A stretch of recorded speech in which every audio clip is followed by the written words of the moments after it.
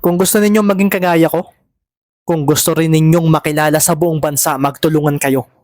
Hindi naman makikilala ang isang player dahil magaling siya individually. Kahit ang mga mahuhusay na manlalaro ay kailangan ng kakampi. Sino ang magpapasa sa iyo? Sino ang kukuha ng rebounds? Bago ka makilala, kailangan mo munang maging isang team player. Huwag ninyong unahin ang ego ninyo. Huwag ninyong ikumpara ang sarili ninyo sa iba.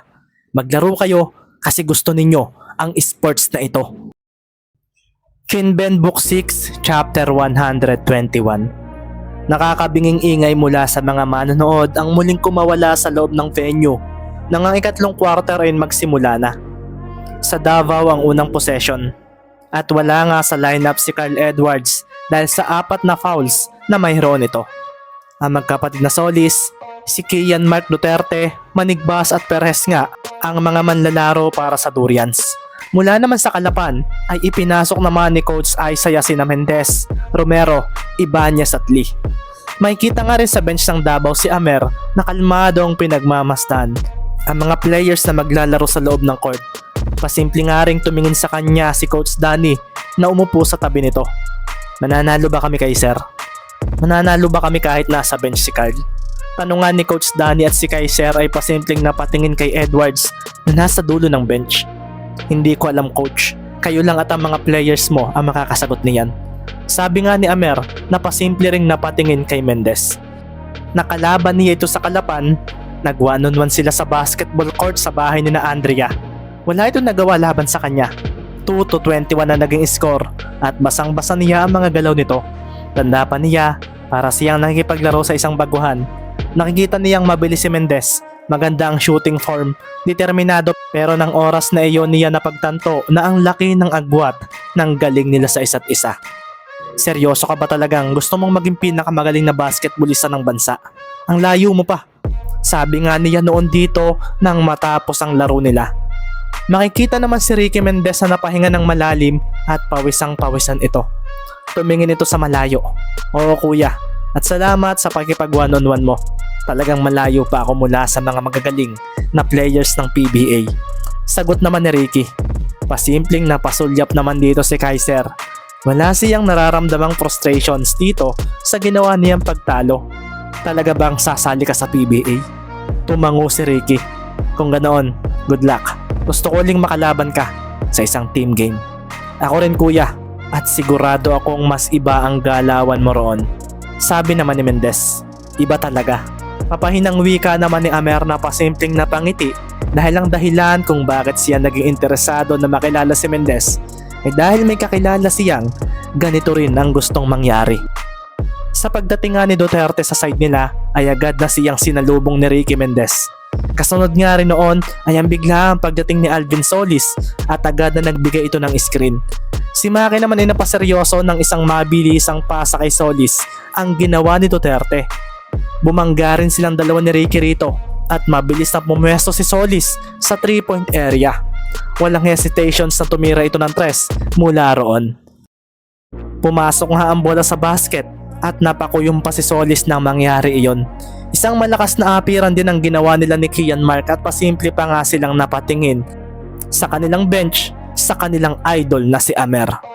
Kung gusto ninyong maging kagaya ko, kung gusto rin ninyong makilala sa buong bansa, magtulungan kayo.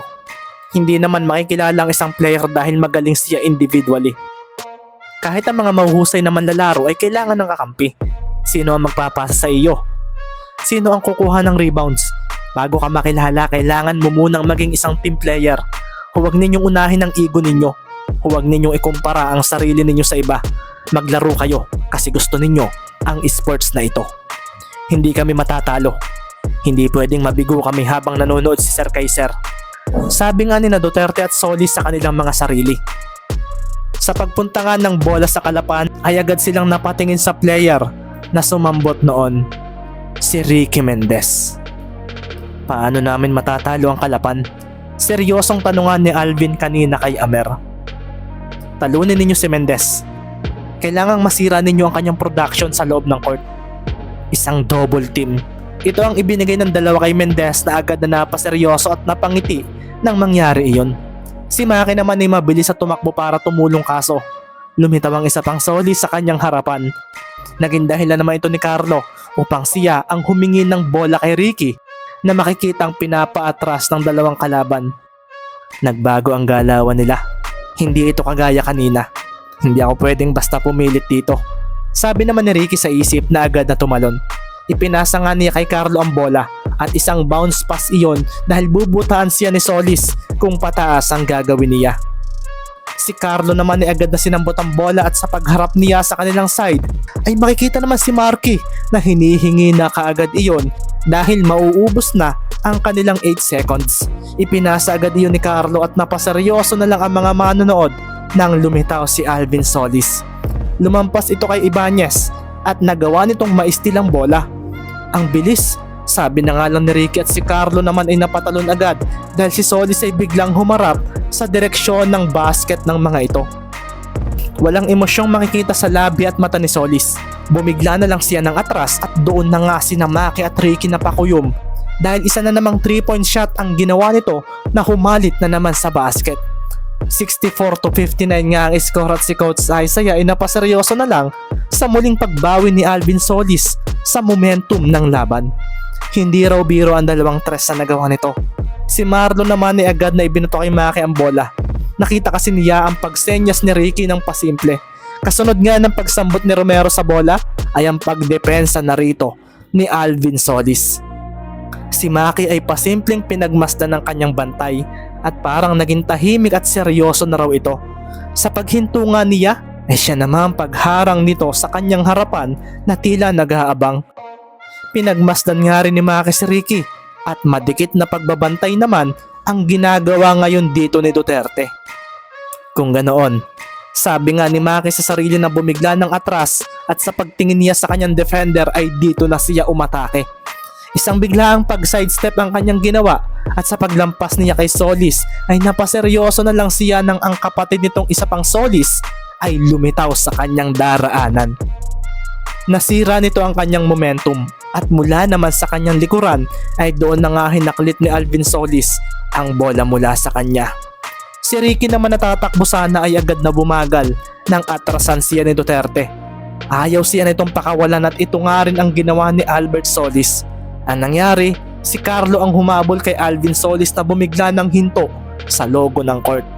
Si Carlo naman ay napalampas ng bahagya at sa paglingon niya rito ay makikita na lang na isang long three ang pinakawalan ni Alvin Solis. Sa paghalit ng bola sa basket ay doon na nga rin nagwala ang Davao crowd. Sumilbato nga rin ang referee at makikita nga si Coach Isaiah na napatawag ng timeout dahil ang best shooter ng liga ay mukhang ipinaramdam na kung bakit siya ang binansagang ganoon.